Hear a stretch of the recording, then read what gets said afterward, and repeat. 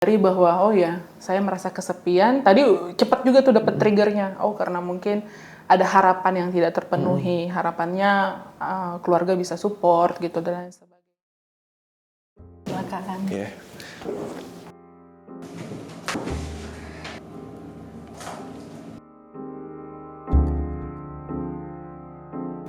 Mungkin aku mau coba ngajak kita balik ke prinsip dasar manusia deh. Manusia kan sosial, nggak bisa yang namanya sendiri. Pasti pada akhirnya butuh orang lain. Nah, kan.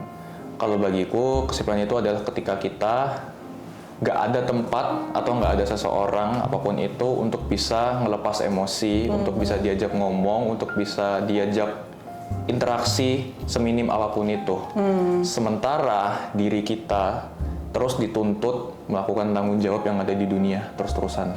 Oke. Ya, istirahatnya istirahatnya cuma tidur udah, gitu. Nggak ada istirahat emosional gitu Nggak ada, ya. Padahal membantu dengan bercerita. Iya, benar. Kesepian untuk aku itu sendiri merupakan suatu di mana aku itu jenuh dan capek sama diri aku sendiri dan aku butuh ruang untuk sendiri itu. Oke. Jadi tapi di satu posisi ketika aku merasa sendiri itu aku juga merasakan kesepian. Aku mau sendiri tapi aku juga butuh orang lain.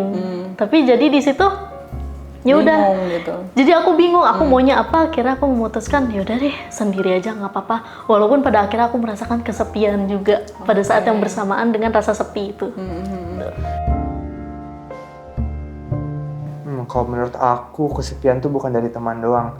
Aku yakin kalau teman ada, aku yakin juga keluarga pasti ada. Jadi bisa dibilang di sekitar tuh banyak banget sih yang aku rasa dia itu orang yang kesepian gitu. Meskipun dia di luar happy, di luar tuh selalu baik-baik aja, tapi ya kita bisa lihat lah orang ketika lagi bengong, lagi apa kan dia ada terlihat sepi gitu, terlihat ada yang hampa gitu. Jadi aku rasa banyak sih. Apa yang akan Arkan lakukan kalau misalkan bertemu lah gitu sama orang-orang? Kalau aku pertama dari rasa perasaan dulu ya, pasti yang muncul kasihan sih. Karena apalagi pernah mengalami kan, jadi tahulah rasanya itu benar-benar berat ya. Berat gitu. Rasanya tuh ketika lihat orang kesepian, boleh nggak sih duduk sebelahmu gitu, tahu nggak sih?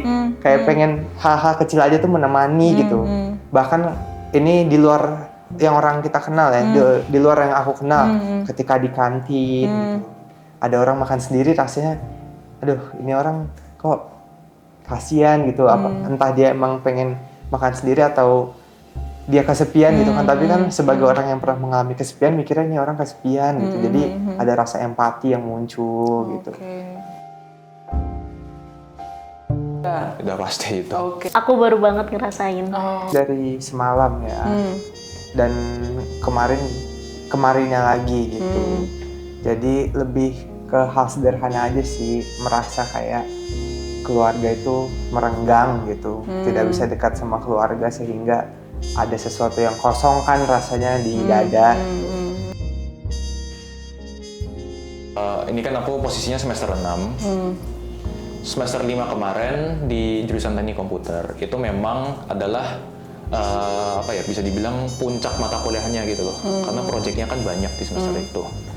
Aku mendapat kelompok yang memang notabene cenderung pasif, perlu digerakin gitu lah istilahnya. Nah, masalahnya dalam kelompok itu yang sangat paham hal teknis adalah aku sendiri. Jadi mau tidak mau aku harus nge-carry ya, ngelakuin semuanya, hampir semuanya sendirian gitu. Oke. Tidak hanya menginisiasi ya semuanya.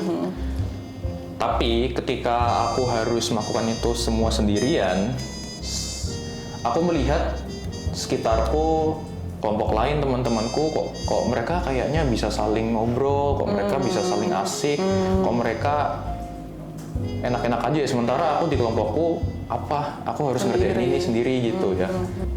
Dan sekarang di rumah sebenarnya posisiku memang tinggal mama sama Cici di rumah.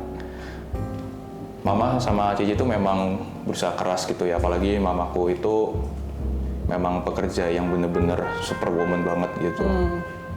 Dia sayang sama aku juga sayang sama mamaku.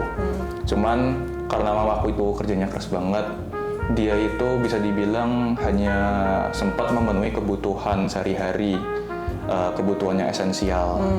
Hampir nggak ada waktu untuk bisa hadir secara emosional buat aku gitu. Aku udah biasa yang kemana-mana selalu sama orang tua, yang kemana-mana selalu sama keluarga.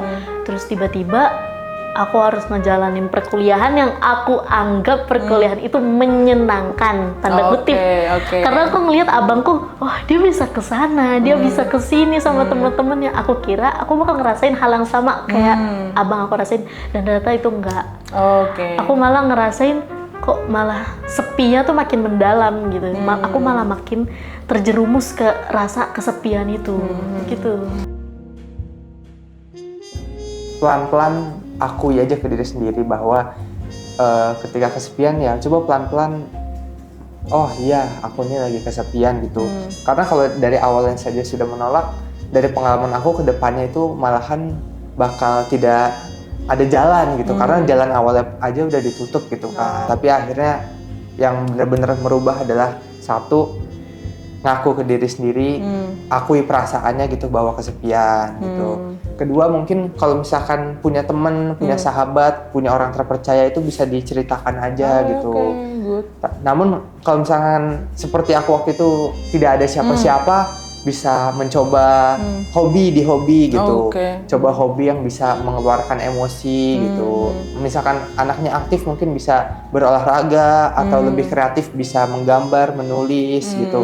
Atau mungkin sekedar yang suka menikmati entertainment gitu, bisa menonton film, karena di dalam film itu kan juga banyak pesan-pesan gitu kan, ibaratnya banyak jalan. Namun ketika sudah merasa yang wah kesepian ini aku sudah tidak bisa tangani sendiri, maka kalau dari aku pribadi aku sarankan untuk bertemu ke profesional gitu. Meskipun awalnya akan ragu atau malu, tapi percayalah bahwa itu adalah langkah yang bijak gitu. Dari aku sendiri seperti itu teman-teman pengalamannya ya. Please, carilah seseorang yang memang bisa dipercaya. Carilah orang yang benar-benar kamu yakin itu yang terbaik untuk kamu ajak ngomong. Gitu. Kesepian boleh, tapi jangan terlalu dalam. Karena aku juga ngerasain itu ketika kita bener-bener kesepian, kita nggak tahu harus ngapain, kita nggak tahu harus cerita sama siapa.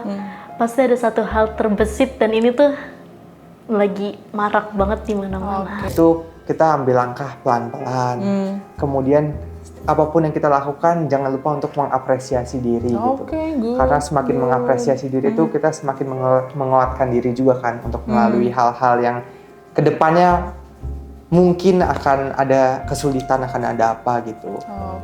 Ya, kesepian bisa terjadi pada siapapun, laki-laki maupun perempuan, seseorang yang sedang banyak kegiatan ataupun sedikit kegiatan. Bagi teman-teman, tadi kita sudah simak bersama bahwa perasaan kesepian bisa membuat kita merasa tidak nyaman, bahkan pada titik tertentu membuat kita melakukan self-harm atau ide bunuh diri, atau jatuh pada gangguan psikologis seperti depresi dan lain sebagainya. Hal ini menjadi sangat penting untuk kita bisa melakukan self-care terhadap diri kita. Konseling, mencari bantuan terus-menerus, tidak mudah putus asa, tetap bergerak adalah contoh-contoh yang sudah kita simak tadi, bahwa 3 orang tadi tidak berhenti untuk mencoba.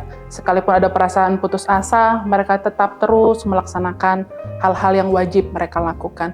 Untuk teman-teman yang di luar sana yang masih malu atau takut atau enggan untuk mengakui bahwa dirinya mengalami kesepian, it is so okay.